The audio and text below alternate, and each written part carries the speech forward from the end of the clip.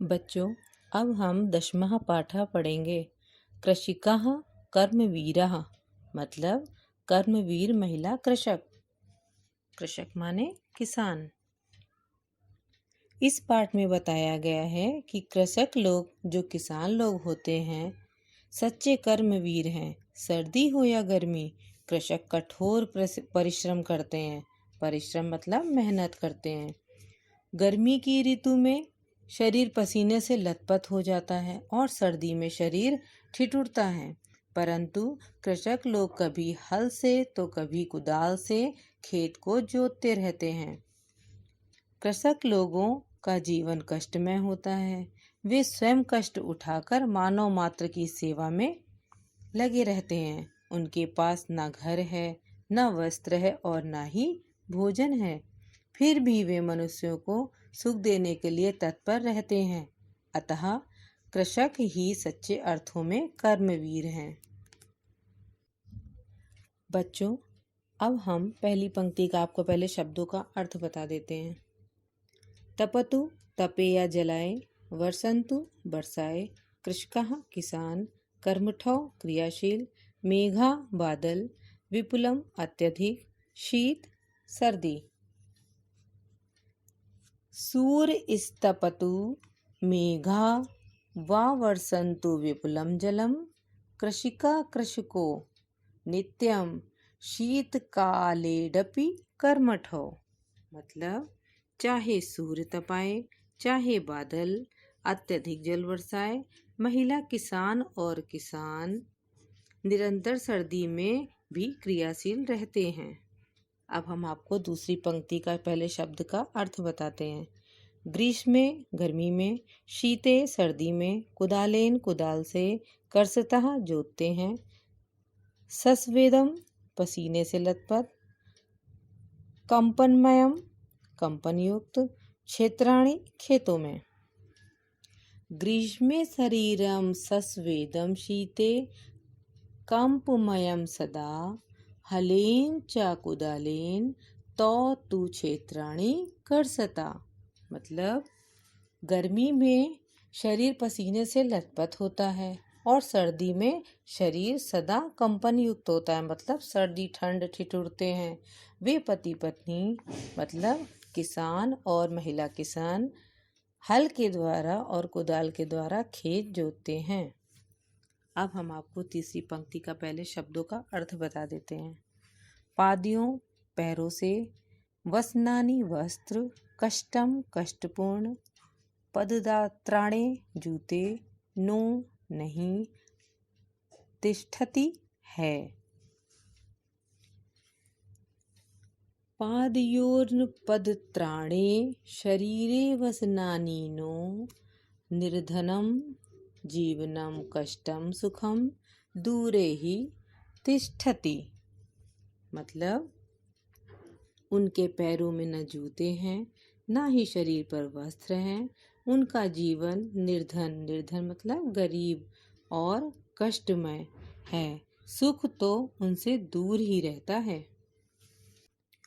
बच्चों, अब हम पहले आपको चौथी पंक्ति का शब्द का अर्थ बता देते हैं। गृहम घर, वर्षासु वर्षा में, क्षमम समर्थ, नश्यति नष्ट होता है, जीर्णम पुराना, वार्य युतम तुम दूर करने में, कृषि काणाम महिला किसानों का। गृहम जीर्ण वर्षासु वृष्टिम वारयितुम क्षमम, तथापि कर्मवीरत्वम कृषिकाणाम न नश्यति। मतलब उनका घर पुराना है, जो वर्षा काल में वर्षा को दूर करने में भी समर्थ नहीं है, तथापि उन महिला किसानों की परिश्रम की भावना नष्ट होती है। अब हम आपको पांचवी पंक्ति का शब्द का अर्थ बताएंगे। श्रमेण परिश्रम के द्वारा, धारित्री पृथ्वी, शुष्का शुष्क या बंजर, सस्य पूर्णानि फसल अनाज से युक्त, सरसा सरस, कंठ काव्रता कांटों से परिपूर्ण। तयो श्रमेण क्षेत्राणि सस्यपूर्णानि सर्वदा धरित्री सरसा जाता या शुष्का कंटकवृत्ता। मतलब उन पति पत्नी के परिश्रम के द्वारा ही सदा खेत फसलों से युक्त रहते हैं। जो सूखी तथा कांटों से परिपूर्ण धरती है वह सरस हो गई है। अब हम आपको आखिरी पंक्ति का पहले शब्द का अर्थ बता देते हैं। शाकम सब्जी, दत्वा देकर, क्षुधा भूख, दुग्धम दूध, सर्वेभ्यः सभी के लिए, तृषाकुलौ प्यासी से व्याकुल। शाक मंत्रम फलम दुग्धम दत्वा सर्वेभ्यः एव तौ क्षुधा तृषाकुलौ नित्यम विचित्रो जन पालको। मतलब वे दोनों सभी मनुष्यों के लिए शाक, अन्न, फल और दूध देकर विचित्र जनपालक हमेशा भूख और प्यास से व्याकुल रहते हैं। अब हम आपको बच्चों एक बार और शब्दों का अर्थ बता देते हैं।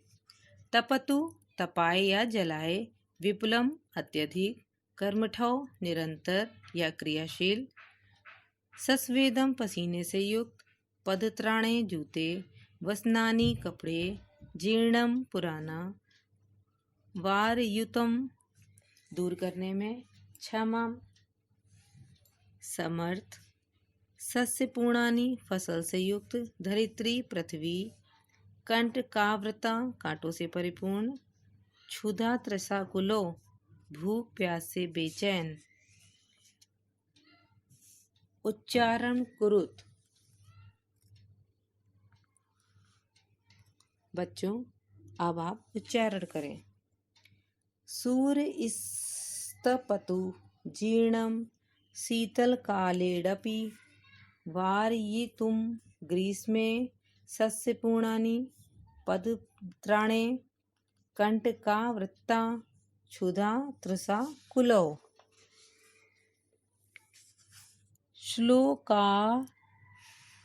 श्लोकांशान योज्यत। मतलब श्लोकांशों का मिलान करें। जो श्लोक है उसका आपको मिलान करना है। जैसे ग्रहम जीर्ण न वर्षासु, इसका आएगा आपका मिलान में वृष्टिम वारयितुम क्षमम। दूसरे का आएगा हलेन चाकुदालेन, इसका मिलान होगा तो तु क्षेत्राणि कर्षतः। तीसरे का है पादयोर्न पदत्राणे, मिलान में आएगा शरीरे वसनानि नो। फिर आएगा तयोः श्रमेण क्षेत्राणि, इसका मैचिंग होगा सस्य पूर्णानि सर्वदा। धरित्री सरसा जाता, इसका मिलान आएगा या शुष्का कंटक का वृता।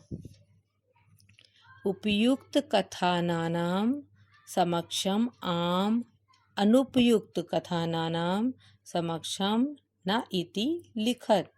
मतलब उपयुक्त कथनों के सामने आम तथा अनुपयुक्त कथनों के सामने ना लिखें। जो उपयुक्त है उसमें आम लिखेंगे और जो अनुपयुक्त है उसमें ना लिखेंगे। जैसे कृष्का शीतला कालेडपि कर्मठाः भवन्ति, इसमें आम आया है। कृषकाः हलेन क्षेत्राणि न कर्षन्ति, इसमें ना आया है। अब आएगा कृषकाः सर्वेभ्यः अन्नम यच्छन्ति, इसमें आम आएगा। कृषकाणां जीवनम कष्टप्रदनम न भवति, इसमें ना आएगा। कृषकाः क्षेत्राणि सस्यपूर्णानि करोति, इसमें आम आएगा। शीते शरीरे कंपनम न भवति, इसमें न आएगा। श्रमेण धरित्री सरसा भवति, इसमें आम आएगा। मंजूषातः पर्यायवाची पदानि चित्वा लिखत, मंजूषा से पर्यायवाची शब्द चुनकर लिखें। जैसे वसनानि में वस्त्राणि, सूर्यः रवि, तृषः पिपासा, विपुलम अधिकम, जीर्णम जर्जरम, धरित्री पृथ्वी। मंजूषातः विलोम पदानि चित्वा लिखत, मंजूषा से विलोम पद चुनकर लिखें। जैसे सुखम दूरे निर्धनम क्षमम ग्रीष्मे सरसा, इसका आपको विलोम शब्द लिखना है। अब सुखम का दुखम, दूरे पाशर्वे, निर्धनम धनिकम, क्षमम अक्षमम, ग्रीष्मे शीते, सरसा नीरसा। प्रश्नानाम उत्तराणि लिखत, प्रश्नों के उत्तर लिखिए। प्रश्न, कृषकाः केन क्षेत्राणि कर्षन्ति? उत्तर है कृषकाः हलेन क्षेत्राणि कर्षन्ति। प्रश्न, केषां कर्मवीरत्वं न नश्यति? उत्तर है कृषिकाणां कर्मवीरत्वं न नश्यति। प्रश्न, श्रमेण का सरसा भवति? उत्तर है श्रमेण धरित्री सरसा भवति।